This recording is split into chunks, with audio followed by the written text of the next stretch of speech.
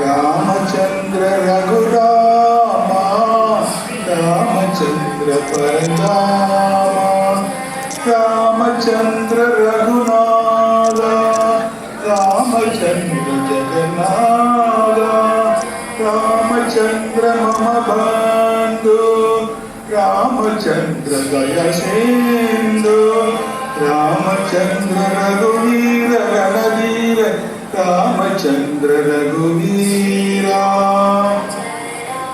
என்னங்க காலையிலேயே ராமநாமத்தை எழுத ஆரம்பிச்சிட்டீங்களா? ஆமாண்டி சுசிலா, சும்மாவே தினமும் எழுதுவேன். இன்னைக்கு ராமநவமி வேற, எழுதாம இருப்பனா? அதான் அவனை நினைச்சு பாடிக்கிட்டே எழுதுறேன். ஏன்பா உங்களுக்கு ஒரு வேலையே இல்லையா? இதெல்லாம் எழுதி என்ன பண்ண போறீங்க? இதெல்லாம் நம்ம ஊர்ல புதுசா கட்டிக்கிட்டு இருக்க ராமர் கோயில்ல எடுத்துட்டு போய் கொடுத்தா ராமர் சிலையை பிரதிஷ்டை பண்றதுக்கு முன்னாடி அந்த சிலைக்கு கீழே இந்த ராமநாம எழுதின மூட்டை எல்லாம் வைப்பாங்க. என்னப்பா இது புது கதையா இருக்கு? நோட்டு போய் எதுக்கு சிலை கீழே வைக்கணும்? ஆமா ராம், இது போல நிறைய பேர் எழுதி கோடி நாமம் எழுதினதுக்கு அப்புறம் அதை சிலைக்கு கீழே வச்சு பிரதிஷ்டை பண்ணுவாங்க. எல்லாரும் சேர்த்து கோடி முறை ராமநாமமும் சொல்லுவாங்க. எனக்கு ஒண்ணுமே புரியல. இந்த ராமநாமத்துல அப்படி என்னதான் இருக்கு? இது எல்லாம் செஞ்சா அந்த ஆலயம் ரொம்ப ஸ்ட்ராங்கா இருக்கும். என்னப்பா சொல்றீங்க? நல்ல சிமெண்ட் போட்டு கட்டுனா கோவில் ஸ்ட்ராங்கா இருக்க போகுது. இதை விட்டுட்டு காலங்காத்தால வேலை இல்லாம ராமநாமத்தை போய் எழுதிக்கிட்டு இருக்கீங்க நீங்க. சிமெண்ட்டும் கல்லும் தான் அந்த கோயிலை ஸ்ட்ராங்காக வைக்கும்னு நீ நினைக்கிறியா? அதெல்லாம் இல்லை. அந்த ராமநாமத்தோட மகிமையும் பக்தியும் அந்த கடவுளோட ஆசீர்வாதமும் தான் அந்த ஆலயத்தை ஸ்ட்ராங்காக வைக்கும். விடு சுசீலா, சின்ன பையன் தானே, அவனுக்கு என்ன தெரியும்? அந்த ராமநாமத்துக்கு அவ்வளவு மகிமை இருக்கிறதுனால தான் உனக்கு நாம பேர் வச்சோம். ஆமா ஆமா, நல்ல பேர் வச்சீங்க. எல்லாரும் கிண்டல் பண்றாங்க. ராமா ராமான்னு தலையில அடிச்சுக்கிற மாதிரி என்ன கூப்பிட்டு கிண்டல் பண்றாங்க. சரி விடு, உன்னை கூப்பிடுறதால அவங்களுக்கு ஒரு புண்ணியம் கிடைக்குது. அவங்களுக்கு புண்ணியம் கிடைக்குதோ இல்லையோ, எனக்கு அசிங்கமா இருக்குப்பா. எல்லாரும் ராம ராமா ராமான்னு கூப்பிடும் போது ஏதாவது ஒரு ஸ்டைலா பேர் வச்சிருக்கலாம்ல. அதை விட்டுட்டு ராமன்னு ஒரு பேர். சுசீலா, அவனுக்கு இந்த ராமநாமத்தோட மகிமைய எடுத்து சொன்னா அவனும் புரிஞ்சுப்பான். 5 அறிவு இருக்கிற காக்கா, தவளை, குரங்கு இதுக்கெல்லாம் ராமநாமத்தோட மகிமை தெரியுது. ஆனா 6 அறிவு இருக்கிற உனக்கு தெரியல. என்ன பண்றது? என்ன 5 அறிவு இருக்கிற ஜீவன் கூட ராமநாமத்தோட மகிமையை தெரிஞ்சு வச்சிருக்கான். என்னமா சொல்றீங்க? எனக்கு ஒண்ணுமே புரியல. ஆமாண்டா ராம், இப்போ ஒரு சின்ன கதை சொல்றேன் கேளு.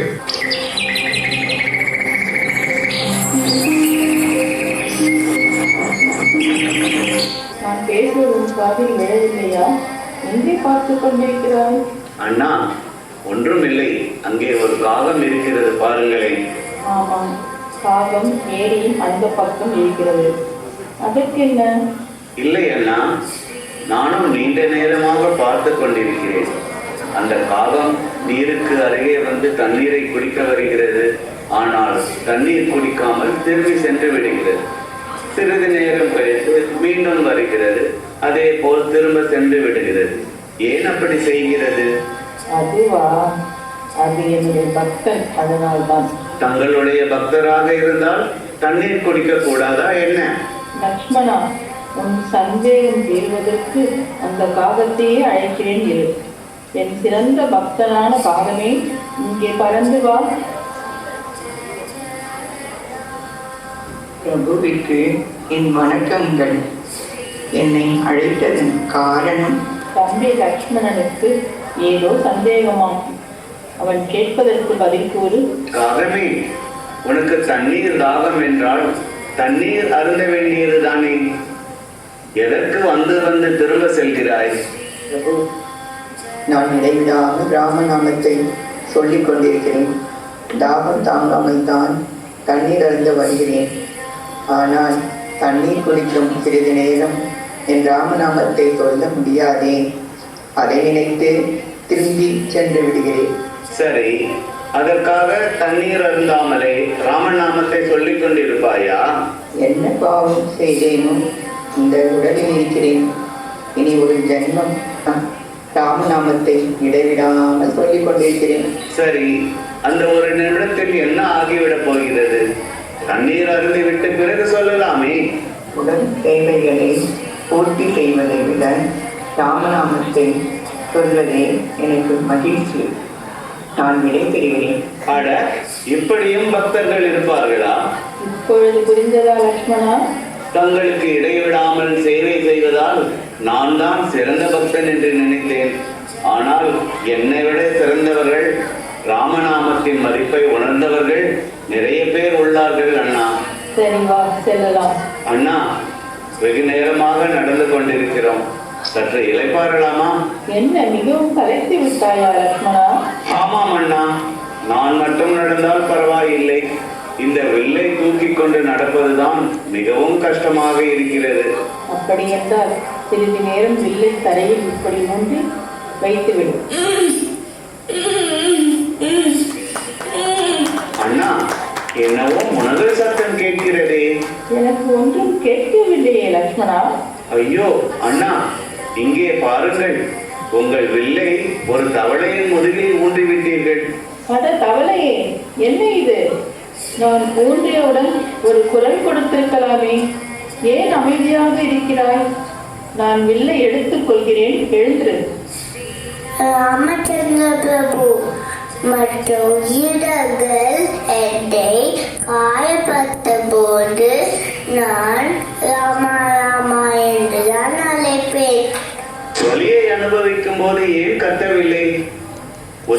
கேட்கவில்லை. ராமா என்று கத்த வேண்டியதுதானே? அந்த வழியை கொடுத்ததே ராமதானே. நான் வேற யாரும் தெரியாதே. ராமர் கொடுத்த வழி என்பதால் நான் அதை ஆசீர்வாதமாய் ஏற்றுக்கொள்கிறேன். என்ன ஒரு பக்தி! சரி செல். என்ன லக்ஷ்மணா, அப்படியே வியந்து பார்க்கிறாய்? இல்லை அண்ணா, இந்த 5 அறிவு ஜீவன்கள் கூட எப்படி ராமநாமத்தின் வலிமையை உணர்ந்து இப்படி பக்தி செய்ய முடியும் என்பதை நினைத்தால் வியப்பாக இருக்கிறது. சரி வா, கிளம்பலாம். இதை நமக்காக காத்துக் கொண்டிருப்பார். 2 கதையும் கேட்டிய, இப்பவாது ராமநாமத்தோட மகிமையை புரிஞ்சுக்கிட்டியா? ஆமாப்பா, என் பெயர் எவ்வளவு அசிங்கமா இருக்குன்னு சொன்னேன். ஆனா இந்த பெயருக்கு இவ்வளோ மகிமை இருக்கா? இப்போதான்ப்பா எனக்கு புரிஞ்சுது. சரி, இந்த கதையும் கேட்டுடு, இன்னும் தெளிவா புரியும். குரங்கு கதைன்னு சொன்னீங்களே, அதுவாமா? குரங்கு இல்லப்பா, அது ஆஞ்சநேயர். சரி வா, அந்த கதையையும் பார்க்கலாம். நேற்றே உன்னிடம் சேதுவை கடக்க ஒரு பாலத்தை அமைக்க வேண்டும் என்றேனே, அனைத்தும் தயாராக இருக்கிறதா? ராமச்சந்திர பிரபு, அதற்கான வேலையை தான் பார்த்துக் கொண்டிருக்கிறேன். எங்கே நேற்று முழுவதும் பாரதத்தில் உள்ள அனைத்து மலைகளில் இருந்தும் கற்களை கொண்டு வந்து விட்டோம். பிறகு என்ன, பாலம் அமைக்க வேண்டியதுதானே? எத்தனை பெரிய கற்களை போட்டாலும் அனைத்தும் நீரில் மூழ்கி விடுகிறது. என்ன செய்வது என்று புரியவில்லை. ஆஞ்சநேயரும் குழப்பமாக இருக்கிறார். என்ன ஆஞ்சநேயா, ஏன் வழி கிடைக்கவில்லையா? அதற்குத்தான் நான் ஒரு நல்ல வழியை யோசித்துக் கொண்டிருக்கிறேன். பிரபு, ஒரு நல்ல யோசனை கிடைத்து விட்டது. இருங்கள், வருகிறேன். என்ன செய்கிறாய் ஆஞ்சநேயா? கல்லில் என்ன எழுதுகிறாய்? கல்லின் மீது என்னுடைய பிரபுவின் நாமத்தை எழுதி கடலில் போடப் போகிறேன். நிச்சயமாக அந்த கல் மிதக்கும். பிறகு என் யோசனை சரி என்று நீங்கள் உணர்வீர்கள். இது எப்படி சாத்தியமாகும்? ஏன் சாத்தியமாகாது பிரபு? ராமா என்ற தங்கள் நாமத்தை கூறும் பக்தர்களை சம்சார சாகரம் என்னும் கடலில் மூழ்காமல் காப்பாற்றும் நீங்கள் ராமா என்று எழுதப்படி மூழ்க விடுவீர்கள் பிரபு. ஆஞ்சநேயா, அது வேறு இது வேறு. எனக்கு ராமநாமத்தின் மீது மிகுந்த நம்பிக்கை இருக்கிறது. இருங்கள், சோதித்து பார்த்துவிடலாம். ஆமாம், மிதக்கிறது. ஆனால் எனக்கு இன்னும் சந்தேகம்தான். அனுமன் அதே மாதிரியான ஒரு கல்லை என்னிடம் கொடு, நான் ராமா என்று எழுதாமல் போட்டு பார்க்கிறேன். அண்ணா, என்ன இது? நீங்க போட்ட கல் மூழ்கிவிட்டது. இதோ பாருங்கள், ராமா என்று எழுதப்பட்ட இந்த கல் கடலில் போட்டதும் மிதக்கிறது. கவனித்தீர்களா? நான் தான் கூறினேனே ராமநாமத்தின் மகிமையை. ராமச்சந்திர பிரபு, தங்களை விட தங்கள் நாமத்திற்கு வலிமை மிகவும் அதிகம். பலே பலே ஆஞ்சநேயா, ராமநாமத்தின் மகிமையை வெகு சிறப்பாக உணர்த்தி விட்டாய்.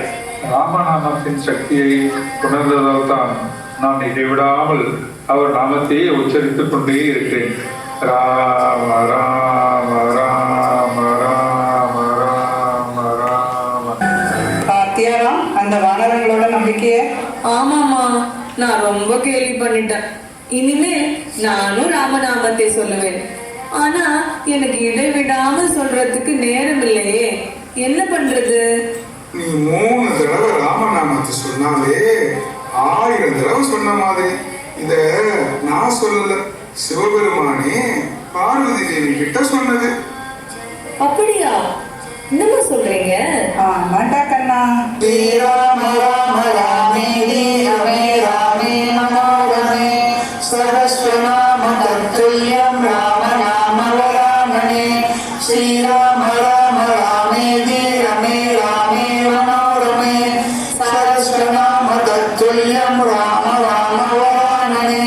ஸ்ரீராம ராம ராமே ரமே ராமே மனோரமே சரஸ்வநாம தத்துல்யம் ராம நாம வரானனே.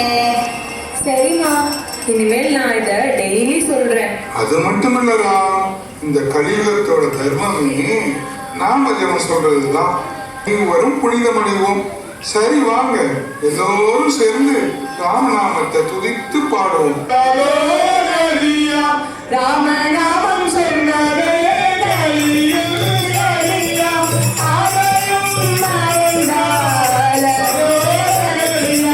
ராமநாமம் சொல்ல சொல்ல நன்மை தருமே. நாமும் பாமரன் முதல் கண்டிரங்களை புனிதமாகுமே. பாமரன் முதல் கண்டிரங்களை புனிதமாகுமே. ராம